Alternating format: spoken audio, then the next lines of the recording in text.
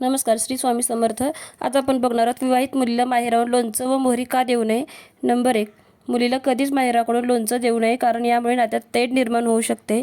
Number 2, ज्या घरी मुलीला लोणचं दिले जाते त्या घरी मुलगी कधीच सुखी राहत नाही. तिला मानसिक, शारीरिक किंवा मग तिला आर्थिक समस्यांचा सामना करावा लागू शकतो. नंबर 3, सासरचे लोक तिला कोणत्या ना कोणत्या कारणावरून टोमणे मारत असतात. नंबर 4, मोहरी, राई कधीच माहेरावरून आणू नये, कर्ज होऊ शकते.